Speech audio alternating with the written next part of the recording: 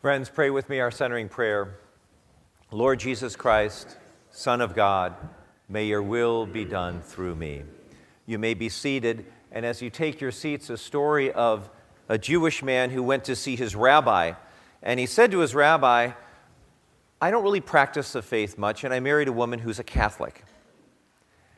And what we've just done is has a child, and we want to bring up that child to be spiritual, not religious. And so I wonder if you could go into your study and if you could distill the main themes, the main ideas behind Judaism and Christianity and come back to me so that we can raise our child to be spiritual and not religious. The rabbi said, sure, I'd be happy to do that. He went into his study. A week later, he called the man up. He says, come to my office. He came to his office and he said, I boiled this down to 3 words. Gratitude, obligation, and joy. Gratitude, obligation, and joy. I think the rabbi did that on purpose because you've put the acronym together in your mind. G.O.D, the essence of who we are as humans, the values that we share, the aspirations that might be embodied in those 3 words. Gratitude, obligation, and prayer. Many of us came to see God this morning. Some of us came to church this morning. We're rather beat up because we've watched the news and we've been watching maybe too much news. We've got burdens on our back that have to do with obligations with our families, worries about where we live, how much money we have, how our bodies are reacting. Maybe where we are this morning as we're reaching out for God is in that place where we can barely look up, looking for God. Maybe you came to church this morning and you feel like maybe you just need to be jump-started with God. Haven't been as close as you've wanted to be. Maybe you're not necessarily looking for God, but you're reaching for God. Maybe you've come to church this morning and you're walking with God side by side, and you need to marinate in God. Well, as we like to say in our welcome, no matter where you are in your spiritual journey, God is here to see you through. This, my friends, is a sermon about God. Gratitude, obligation, delight. You know, in the morning, our cat gets up, what is it, honey? Anyway, we're between 3 and 5 o'clock. He goes and tears all around the place. We draw straws to see who's going to feed the cat, okay? This morning, it was you. Thank you very much. I do it half the time, and when I feed the cat, I bring him his cat food, I bring him his water, and he has never left me a tip. Never said thank you. That's just what the cat does. The Detroit Lions, I mean, we can almost all cheer about that. They're doing better than they have in my lifetime and many of yours. And my cat, now remember, the lions are distant relatives of my cat. He's never said thank you. He's never had any gratitude whatsoever. When he sleeps in that bay window and he wakes up and he sees that sunrise, beautiful sunrise over the trees, he's never said thank you, had any kind of gratitude, because gratitude isn't for cats and dogs, it's for you and me. Gratitude is one of the core parts of who you are. Somebody gives you something, you say thank you. We are filled with gratitude. Gratitude drives our generosity. We give because, oh my gosh, I've been given to. It was such a pleasure to open the pledges this last week. You guys have, the majority of the pledges went up. And I think it's because we have a congregation that is very thankful. When you live in gratitude, you find it easier to be generous. When you live in gratitude, you find it easier to love. I'm thankful for what's been given to me. I'm going to love. When you live in gratitude, you're more joyful. You recognize what you have, and you're thankful for it. I think when you live in gratitude, that's a core resource to living in God. Live in gratitude, you'll live in God. You know, there's that Harvard study. It's Thanksgiving week. Very good to talk about gratitude. And there's a Harvard study that I like to remind us of every now and again. When they took 2 groups, they took a group and said, for the next 10 weeks, I want you to take a few moments and fill a half page of paper with things you're thankful for. Take you a minute. Just take you a minute. Write it down. They took the other group and they said, I've got 70 pieces of paper in the next 70 days. I want you to fill out all those things. I got to use my church words here, that aggravate you, okay? All those things that bother you, that you're just peeved about. Write those out. And then after 10 weeks, just 2.5 months, they did some tests, and they found, and it's not going to be a surprise to you, the people who counted their blessings, literally, their blood pressure was down, They were more optimistic. They were happier people to be with. And the interesting finding is that they found that people who wrote down their blessings, they actually exercised more. Who would have thought? And they had fewer doctor visits. Gratitude does that for you, counting your blessings. There's a famous English poet named Thomas Traherne, and he said, those who prize their blessings live in heaven. Those who have blessings and they don't prize them live in that other place, right? It's the gratitude. It's the gratitude. Couples at home, they get an email from their daughter. She's off at college, and the daughter writes, Dear Mom and Dad, that fire that ruined my apartment last week, well, it's all been cleaned up. I'm going to move in next week, but, I'm living with my boyfriend now, who I met online last week. And the baby's doing well. The pregnancy's doing great. Signed, Ellen. Her sister's here. She's saying, are you talking about, immaculate conception? And, of course, it says, P.S. Apartment's not burned down. I don't have a boyfriend. I'm not pregnant. But I did get a D on my chemistry test. See, it's not all that bad, right? Sometimes it's not just counting your blessings, it's counting the things you don't have. I'm thankful as I read the paper, I don't live in a war zone. I don't have terminal cancer. I don't have a history of being incarcerated. I have parents who never abused me. Start making those lists. My list gets longer by the week. It's good for you. It's good for you. And you are living into the core of who you are as a human, is when you live into your gratitude. There's a story about a man. He wakes up in the morning and it's a beautiful summer day, and he grabs one of his favorite books. He's halfway through it. He goes out to the hammock. He relaxes on the hammock. He breathes in that wonderful spring air. And he says to himself, I don't know if I should do this or go back in the house, put on my work boots, pull up my jeans, and go help the multitude of people who need help. Because you and I are stricken with that every day. Are we going to enjoy and be grateful for what we have? Are we going to go out and fulfill our obligation to help other people? Because this is a room full of people who see somebody hungry, they feed them. See somebody homeless, how can I help? See somebody struggling in Haiti, what can we do? This is part of who we are.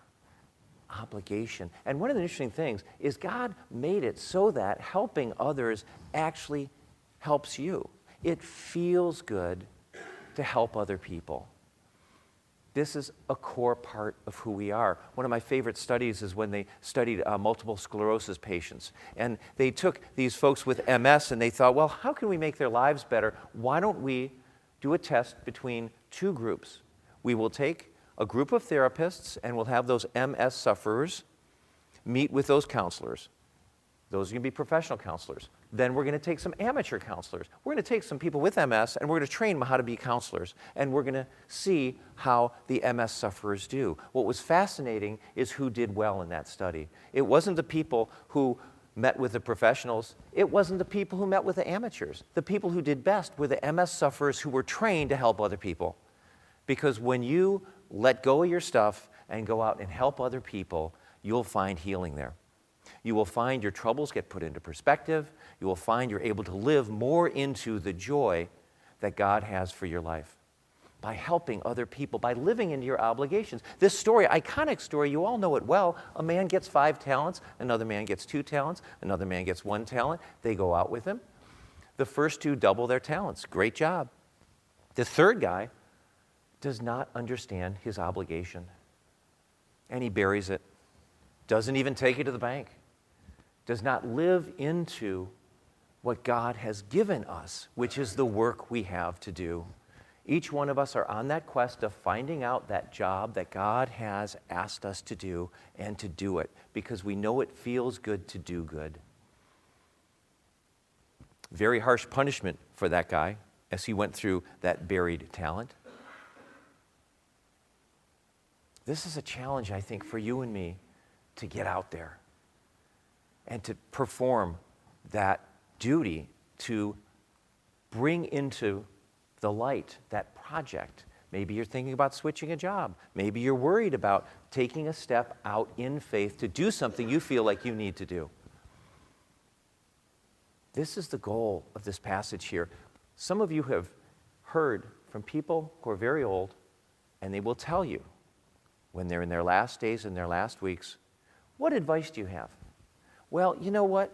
I always wanted to go to Hawaii. I never did. I always wanted to start my own shoe business. I never did.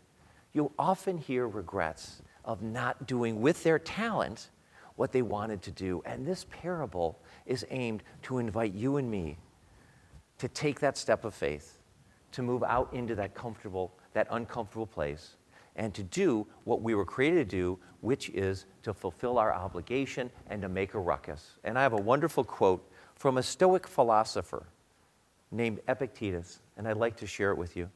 He says this: now is the time to get serious about living your ideals. How long can you afford to put off who you really want to be?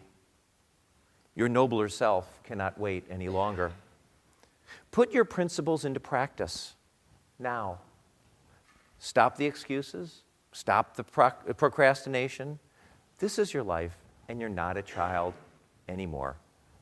The sooner you set yourself to your spiritual program, the happier you'll be. The longer you wait, you'll be vulnerable to the mediocrity that you might settle for, and you'll be filled with regret and with shame because you didn't live into your best self.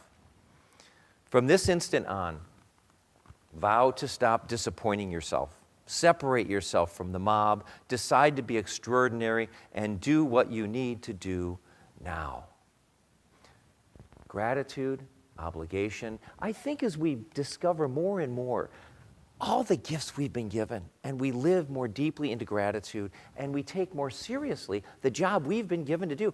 I was on the website this morning, and I ran across an actuarial table that tells me how long I'm going to live. That's a scary thing to look up, right? But it will be like a glass of cold water that you throw on your face. We only have so much time, friends, and our talents don't last forever to go out and do that. Because I think when we do that, we then discover the joy that God has built deep inside of us when we more deeply connect with our gratitude and with our obligations. In the 1950s, in Thailand, there was a 3-ton Buddha covered with mud.